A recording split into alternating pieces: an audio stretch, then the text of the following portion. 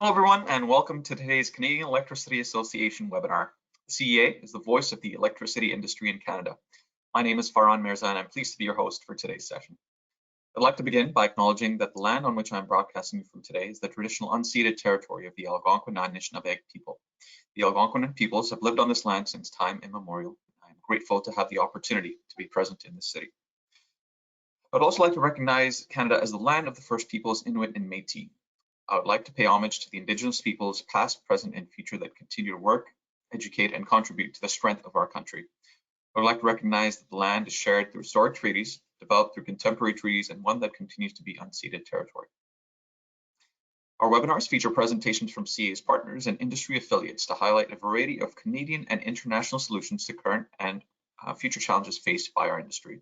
These webinars have been developed to be of specific interest to those working in the electric utility space from generation through to the customer. For a list of upcoming sessions, check out CEA's website at electricity.ca. Before we get started, I'd like to go over a couple of housekeeping items. Our session today is scheduled to run from 1 to 2 p.m. Eastern Standard Time. And questions can be asked, and we'd encourage you to do so as they come to mind by typing into the questions function on your screen. They will be asked, they will be answered as they come up throughout the presentation. Please keep an eye out for our future webinars and events through CEA's monthly newsletter, Current Affairs. With over 6,000 subscribers, Current Affairs, much like the national newspaper, is the place to go for industry news as we connect the national value chain from generation through to the customer. If you'd like to receive Current Affairs, you can subscribe to this free publication on CEA's website at electricity.ca. Today, the Delphi Group will be presenting our webinar, and the topic will be on low carbon business action, LCBA, and we'll have our audience ponder the following question: does your organization have an unmet need for low carbon or circular economy solutions? Defining pathways to achieve low carbon and circulatory, as well as researching, identifying, and connecting with suppliers can be time and resource intensive. The Low Carbon Business Action Initiative, sponsored by the European Union, offers a unique opportunity for Canadian organizations looking for solutions to leverage the expertise of Europe's clean tech experts at no cost. As part of this initiative, you'll also get assistance with innovation, challenge definition, and promotion, identification of European SMEs and technologies relevant to your interests, brand visibility, and participation in high-profile Canadian events. Our presenters today from the Delphi Group are Dr. Carol Ann Brown, President of the Delphi Group, and John Rylett, Vice President, Innovation and Clean Tech at the Delphi Group. John and Carol Ann, I'd like to welcome you to today's webinar. Feel free to come on screen. Thank you so much, Farhan, and I'd like to thank the Canadian Electricity Association for having us and giving this opportunity to share more information on this project. I'm coming to you from the Treaty 7 First Nations land in southern Alberta, also the home to the Northwest Métis, and I'm in the city of Calgary. However, I am originally from Montreal, and I share that because I'm going to be presenting today in English, mais ça me ferait un grand plaisir de vous répondre en français si vous voulez partager des questions en français et de connecter après en français aussi.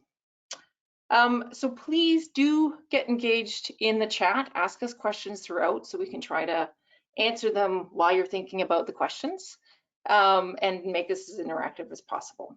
I'm also delighted to be presenting today with my colleague, John, and I'll pass it to you, John.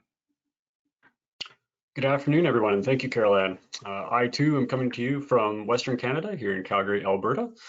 Looking forward to the discussion today, and with that, I will actually throw back to Carol Ann, who's going to take us through the presentation. Thanks so much, John. Okay, so we've touched a little bit about what this is about and why you should be interested, but really what we're going to do today is give you an understanding of why the EU is funding this project.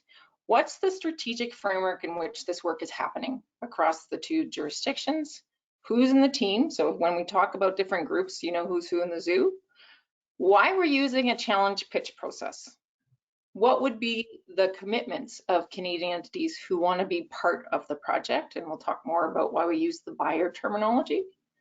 What are topics that are good challenges to have? What's the support that the project provides long-term, and timelines? So why is the EU doing this? The EU is funding this project to facilitate purposeful business collaborations. What does that mean? It means they actually want to help to get solutions into Canada for things that we're not finding solutions for right now.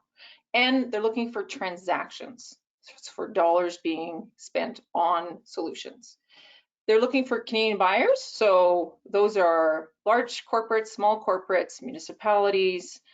We have innovation hubs that are the entities that are representing their members as well.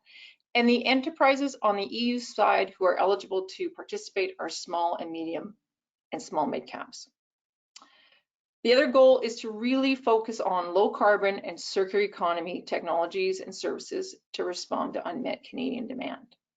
And these need to have a distinct positive low carbon and circular economy environmental impact. So there's lots of things out there that could be solutions we're looking for, but we're actually looking for things that have an impact on these environmental issues we have.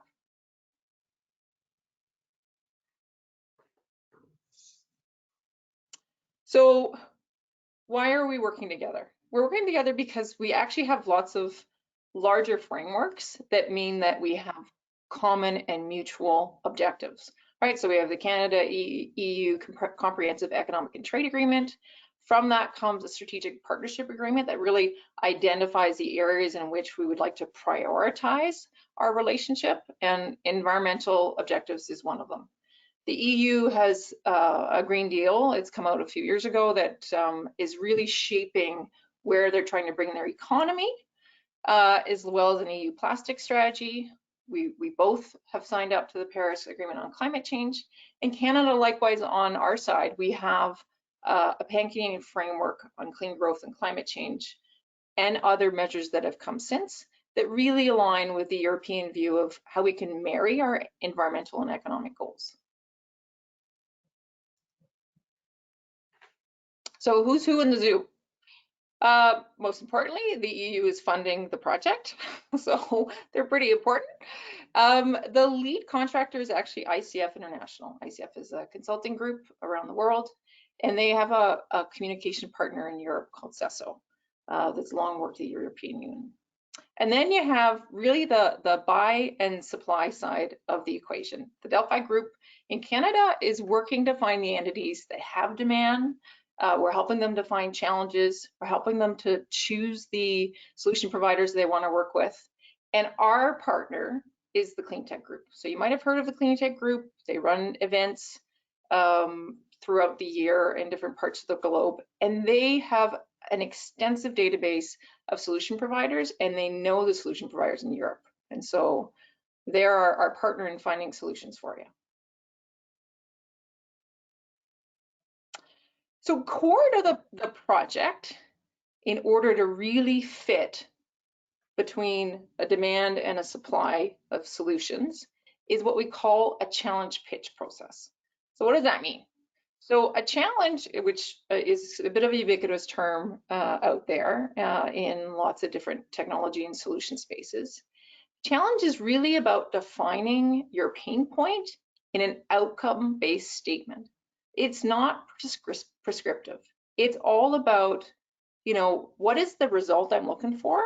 And I have these kind of realities around my facility or my process or my company that have got to be thought about when looking for solutions. But it's not saying, I need this widget and it's 2 inches long and it's blue and it turns on every 30 seconds. It's more about, let's leave the door open to see what I could get in that I haven't thought about or I haven't found yet. Yeah, maybe I'll just jump in there and encourage everyone who's listening as well. Yeah, the more broadly you can think about your challenge statement, probably the better, because you can actually turn a lot of resources towards your issue, and you may get things back through this kind of process that you wouldn't have thought of, given your particular context, your particular experience. So this is where we do see a lot of value coming out of this process, by engaging a number of others to help you with your challenge. So just something to keep in mind as we push through the rest of the presentation and get into some of the categories we've seen before. Thanks, John. I'll get to the pitch side in a second, more on the challenge side. So what does that mean? Well, this is where we come in. We can help you write these challenge statements. And we're not talking about 30-page specification documents. We're talking about a page, 2 pages saying, here's my issue. Here's the things I really don't need to find. Excuse me, I've got something in my throat. And here are some things you need to know about my facility. And the next, what we do is we go to Europe and we post them. And we work with the innovation networks in Europe to say, hey, anybody have something in this area that could fit this need? We also get Clean Tech Group to go after solution providers because they have a very large database. They work with the ecosystem and they also ferret out relevant solution providers. I'm sorry about that. I'll give Caroline a moment here to get a drink. Think of this as sort of technology and process matchmaking, where ideally we're shortening the time frame and reducing the overall time and effort to meet the people or meet the ideas that you really want to talk to. You don't have to go through the whole network yourself. You have that support to help you out. Thanks, John. That was awesome. So then once we get applications, we work with Canadian entities to figure out who are the top solution providers, right? And then this is where the pitching comes in. So Delphi and our sister organization Globe, we've done challenges and pitches for a long time now, and we get the solution providers to pitch their idea, pitch their solution in a public forum. We do that for a few reasons. One, we want to make it fair. Everyone has the same amount of time, shares the same amount of information, a little bit like a dragon's den, so you guys get to be the judges. But we found that if you do that in a public space with non-confidential information, then the audience often has questions that really help with understanding the fit between demand and supply. And it also gives the opportunity for other ecosystem players to get in touch with some of the solution providers or get in touch with the buyer and be part of the general solution process. But because that is a public space and it's a set 8-minute pitch, there's what we do as well is that we then put buyers and solution providers in one-on-one meetings, and then they can get into more detail. They can share what they need to. It's not a one-shot deal where this is it. You only get 8 minutes presentation, then you got to decide if you want to have a chat with them again. We do allow for that second step.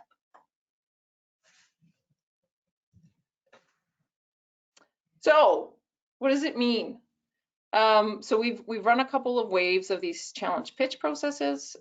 We've done about 25 to date, and the buyers really don't have to put a ton of time into this process. That's why the EU is paying for the likes of Clean Tech Group and Delphi and the other project members. But we are looking for your time. We're looking for your time and expertise to help with defining the challenge statement. So some organizations think I have these areas, these are the things. We can help draft it. We've done this for years in different projects. So, you can bring us content, we can help you shape it, we can work together on it, but we do need your expertise and your knowledge to help write one up. Then once you get solution providers applying, we need you to help us choose which ones you want to have pitch. We have a system for it. It's fairly efficient. There's lots of support in preparing to do that process, but you do need to be part of that decision-making process. And then we get them to come pitch, right? And you need to show up for the pitch, please, and listen, and then meet with the companies one-on-one. So really what we found to date, that this is about 3 to 4 days or over a 4-month window, including the pitch session. Yeah, I think maybe I could just add to that, really important, there isn't a high cost or anything along those lines, but, ensuring that you have internal commitment to go through the whole process is important, and having continuity in that process is important. So thinking about, okay, what person or persons, it doesn't have to be just one, obviously, you can bring in really as many as you want to hear the pitch, but making sure you have the right people involved in the process, so that as you go through and get to the end, that you have the decision makers, you have the right technical people, etc., exposed to this. We find that makes it flow, in the best way possible. You don't get to the 11th hour and all of a sudden realize like we don't have the right people in the room. So just some things to think about as you think about the process and perhaps participation. Yeah, it's a great point, and I can give an example on that. One of our first challenges was for anaerobic digestion, and the Canadian buyer had their corporate strategy lead, their facilities, and their procurement people in the pitches, because they were all going to have to be part of making decisions about implementation. All right. So once we get through the pitches, what else is a commitment? So the EU is funding this, and they'd like to have some visibility on what's working, what's not working for their investment. So when we say we're looking for Canadian buyers to commit formally to communicating, we meet an email after pitches and the one-on-one meetings. Take a couple weeks, think about what you've heard. Is there any of the companies you want to take a next step? And then send us an email, and we share that with the EU saying, okay, this company wants to talk to ABC, but not EFG companies. There's no funds involved at this point. It's only when there's a decision to enter into a project contract where dollars come into play.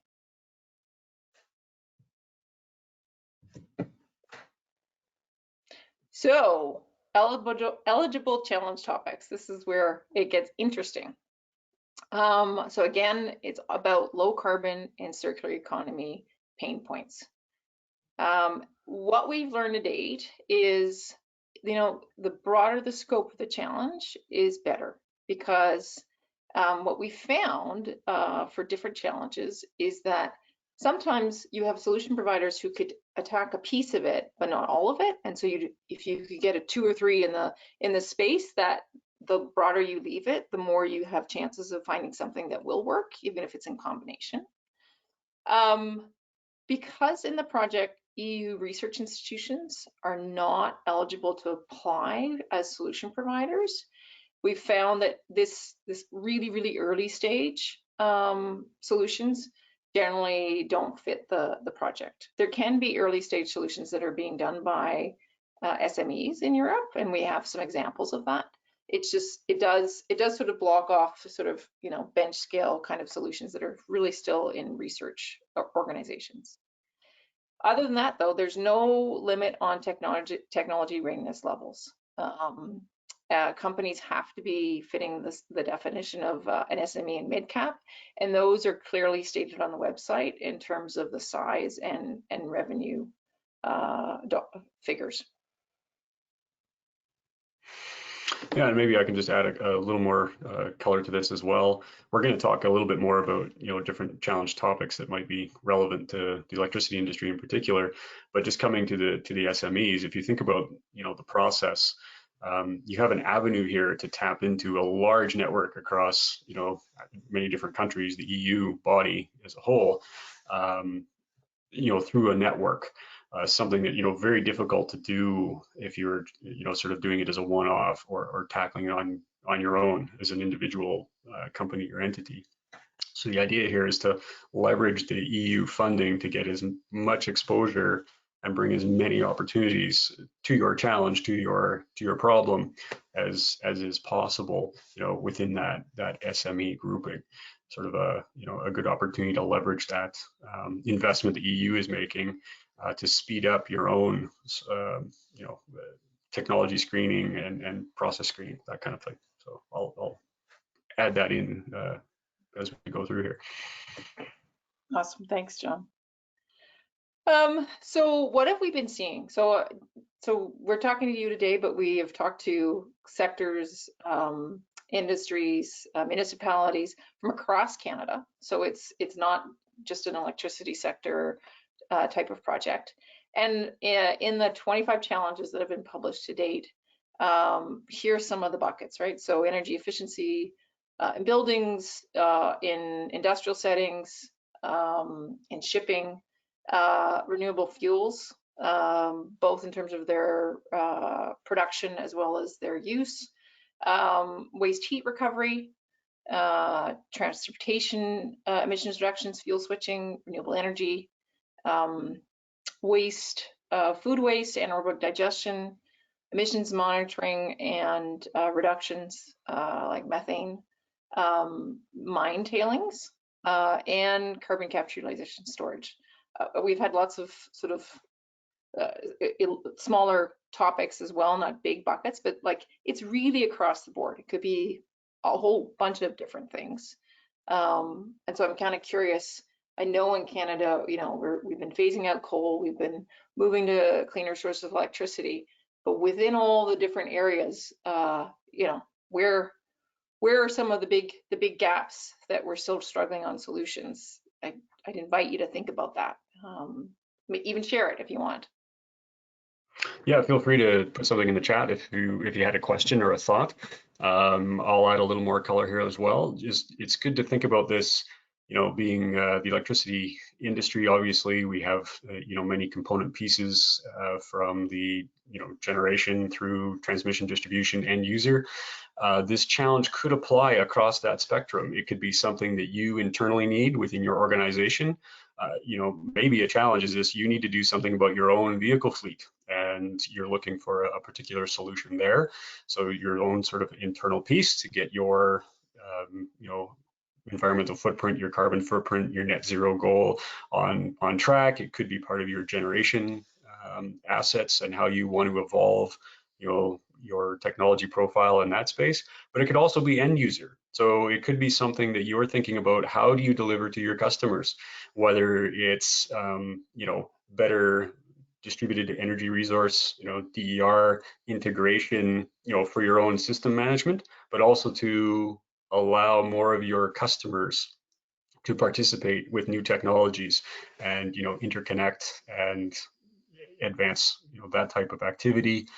Transportation is another big one. I know, you know, many utilities, you're sort of faced with a number of potential challenges and opportunities in the electric vehicle space. So not only from the, you know, passenger car and charging for passenger vehicles in homes and distributed networks such as that, but also think about fleet, transit, other larger scale efforts that may come to play. Renewables, of course, part of that in a number of different ways. So just think broad. You know, it can be yourself, it could be your corporate target, it can be the assets that are, you know, part of your broader, bigger system. But also, you know, think about what your customers may need or be wanting or asking for in future.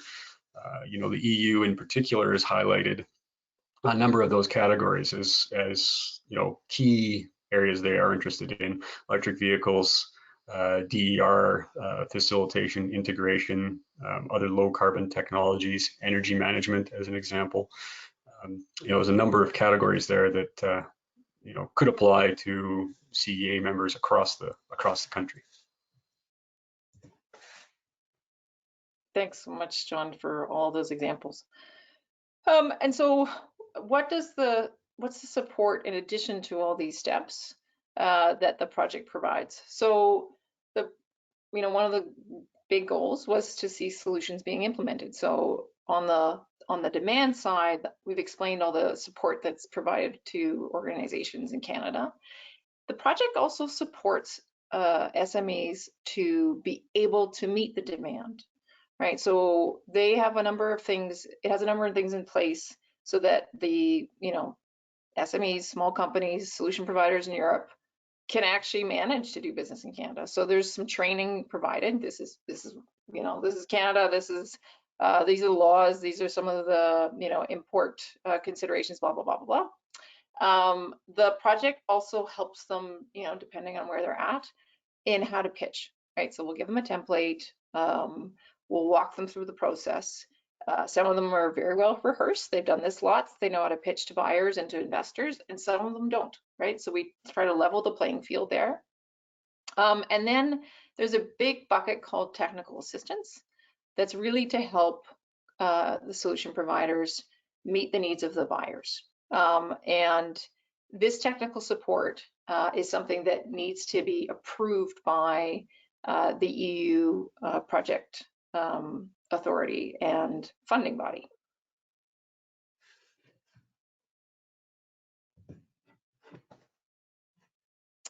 So once buyers and sellers have met, they've had the pitch, they've met one-on-one, we've talked about letting us know, is there a next step to be taken? And, you know, often, as you all know, when you're looking for solutions or you're developing technologies, you know, after a conversation or two, maybe you get into a non-disclosure agreement, a mutual non-disclosure agreement to say, you know, I really don't understand if the fit's going to work if I don't have more detail. Some of those are confidential. That's fine. That's great. That's normal. It's just the communication to the project authority that is needed to let them know where things are at. And that the next step is being taken.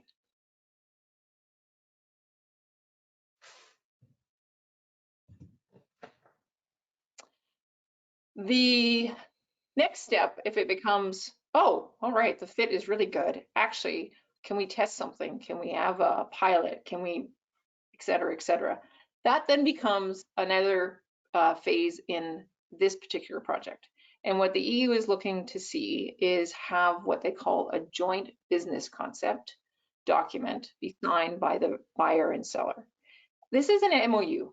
It's not legally binding. It asks for information on what are you potentially going to work on? What does that next step look like? And even though that sounds like, oh, why do we have to do that? It's actually critically important for the project as a formal documentation in its progress, more so because it's the way that suppliers have technical assistance unlocked for them. So it is through the joint business concept that a solution provider in Europe can actually say to Europe, can you please help me, you know, get my piece of equipment, go through the standardization process, the certification process in Canada. Can you please help me apply for funding to be able to take this step? Can you please, all of those things, they only get approved through a joint business concept. So we know that really the benefit is larger to the supplier, but however, it's to the benefit of the buyer too. It is, if they get the support to help meet your needs, then you both win. So JBC might sound like oh, why do we have to sign a piece of paper? No, it's actually a really important piece of paper. It's not legally binding. It's a series of questions to explain sort of what would be the next step. And it's super important for the suppliers to get the support they need to meet what you need. Yeah, I might just add to that. I had a conversation yesterday, actually, very timely, sort of around this, where the question came up, yeah, what about things like, codes and standards or certifications, and how are they handled? Because we know that one of the biggest challenges, you find something that looks very promising, a good technology, you'd like to pilot it, you'd like to try it out. But sometimes the hurdles, and all the little steps you have to get through to bring something in on a pilot basis, it adds cost, it adds time, delays, et cetera, et cetera. This is a way that you can get access to some of those technologies where, through this process, a supplier that perhaps wouldn't be able to handle those steps on their own or haven't gone through them previously gets support to do so. So the net effect should be that, from a piloting perspective or something like that, you get, less hassle. You have some funding support via the supplier, and it shortens the timelines, gets your pilot project up and running a little quicker. Right? That's sort of the when the rubber hits the road moment in this, and why it's designed this way. And that's why that agreement, the JBC becomes quite important. It unlocks that value that you can ultimately, benefit from. And it's just more, alphabet soup for us to remember, the JBC and the LCBA project. All right, so we're getting towards the end. Timelines. So we've been doing a couple of waves of challenges. This is our third wave, and we're looking for challenges to be posted towards the end of October. And so they will be pitched in February 2022. Typically, we do the pitches alongside a Canadian event, and so we did Globe Capital in April. We worked with World Circular Economy Forum this fall, and Globe Forum in February 2022, which will hopefully be both in person and virtual, will be the next round of LCBA challenge pitches. Currently, this is the last round, and so we've had a lot of questions around, you know, can we get in on the next round? And there is no future round planned right now, and so we'd really encourage you, if you're thinking, oh, this could be really useful for this part of my company or my facilities or my partner, then we encourage you to get in touch, because it's actually not a big lift to try to post one, and we're here to help in that process.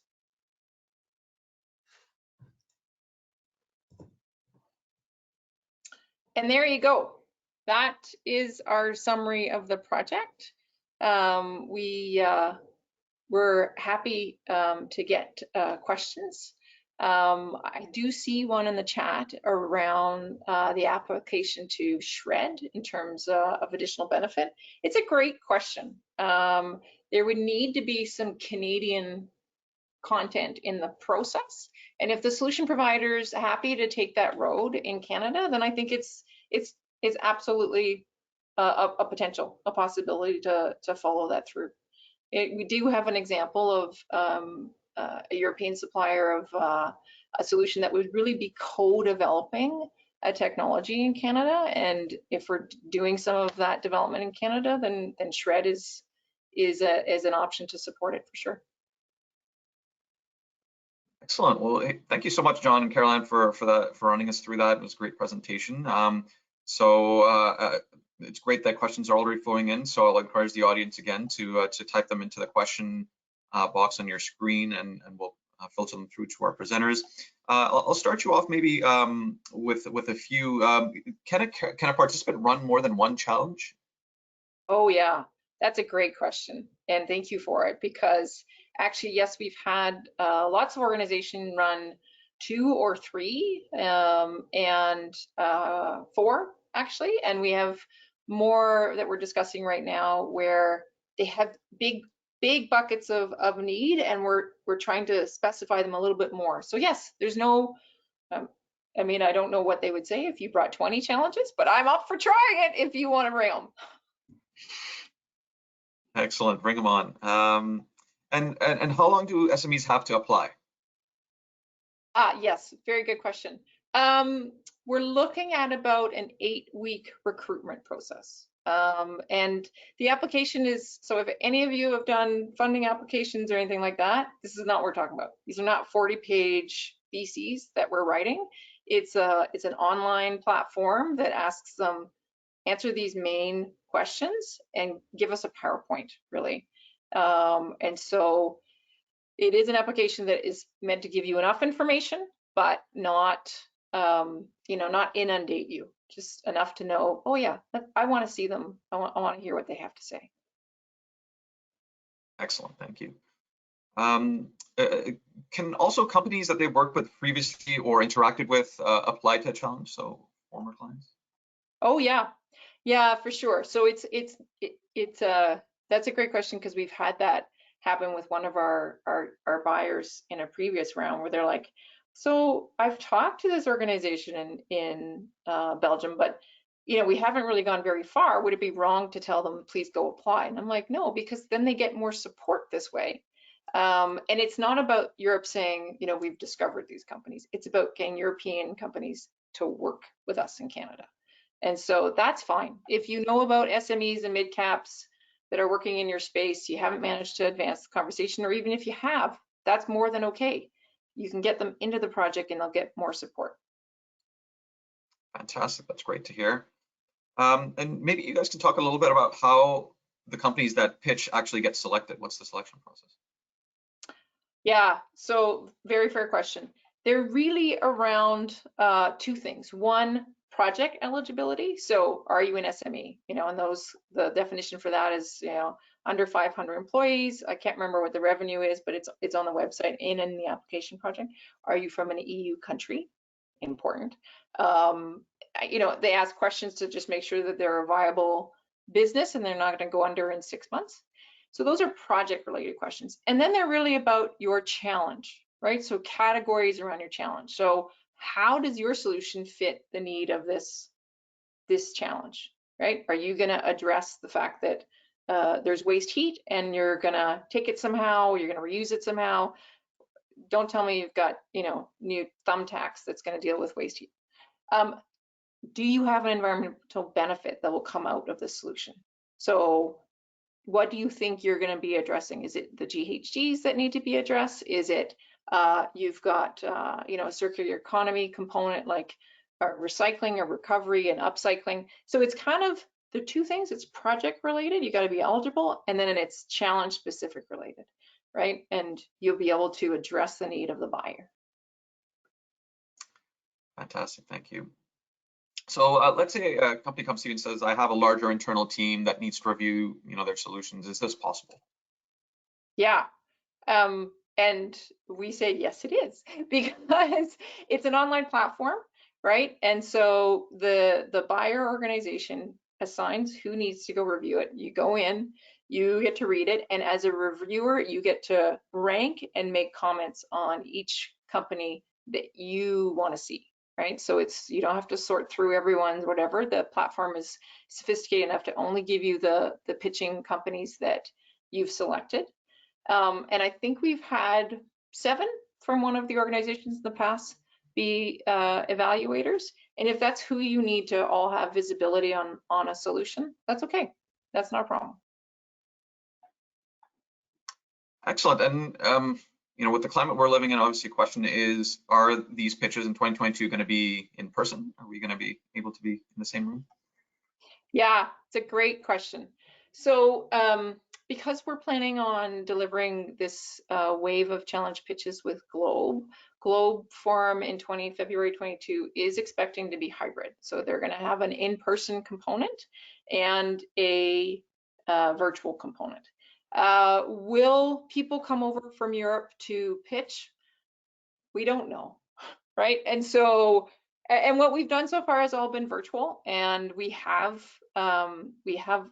buyers and sellers continuing the conversation, looking to move into projects. So we know that we can do business virtually. It's not our preference. The project is not supporting SMEs to come over for pitching, and so really be up to the SMEs if it is worth their while or not. But the event itself is looking to be hybrid, and so to the extent that Canadian buyers want to get together to do the pitches, I'm all for it. If we all feel safe and it's the right thing to do. Otherwise, we know we can rely on virtual to make these work. Yeah, absolutely. Virtual has become part of our day-to-day now, so it's nothing new, unfortunately. So yeah, but hopefully folks can gather and safely do so in person. So it's great that it's a hybrid model next year. Yeah. So once again, I'll encourage our audience, if you have any last questions or comments, feel free to send them over. But as they do that, John and Caroline, I'll pass it over to you. Any final comments or thoughts that you'd like to share or leave our audience with today? I've done all the talking, John. I'll let you chime in first. Well, I think we've covered a lot. I'll just reiterate a couple of those points about, if this seems like it's of interest, think broadly. There's lots of opportunity in there. Think about, sort of your internal as well as external looking needs when you start to think about, environmental impact or reducing environmental impact, whether that be carbon or other pieces, circular economy type pieces. Yeah, and then I think beyond that, it's sort of this is a chance to take a couple of questions or challenges that you have, put it out there and see what you get back, right? See it sort of harness a much broader network to look for potential solutions that are being developed or perhaps implemented in the EU that could be a good fit for Canada. So I'll end by start hitting those points to hopefully get the thinking, the creative juices going, and get people pondering, okay, how could we leverage this to our benefit? Yeah. Excellent. Thank you, John. So the last comment I'll make about the project is we're looking for, you know, solutions to be brought that's going to be beneficial to us.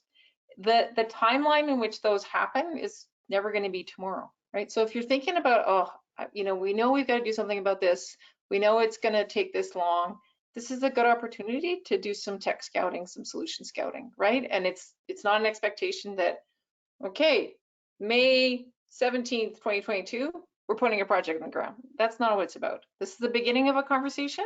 We want to get to some solutions being brought over and implemented, but it's not a race with a certain timeline to do that. Fantastic. Well, that was excellent. Thank you both again for taking the time to join us today and answering the questions. To our audience, thank you for tuning in. Before we let you guys go, please mark your calendars for our next webinars as part of our regular conversation series. Thursday, October 21st, Contact Point 360 will present on leveraging AI to augment vetting process of hiring top talent. So that should be an interesting one. And on Thursday, October 28th, Asasoft will present on characterization of silicone insulator surfaces to understand chemical, electrical, and algae resistance. Again, all of CEA's future events and webinars can be found in our monthly newsletter on current affairs and on the news and events section on our website at electricity.ca has been posted in the chat window. In closing, again, thank you to the Delphi group, Caroline and John, as well as each of you for joining us today. We hope you have a great and safe weekend, and bye for now. Thank you so much. Thank you.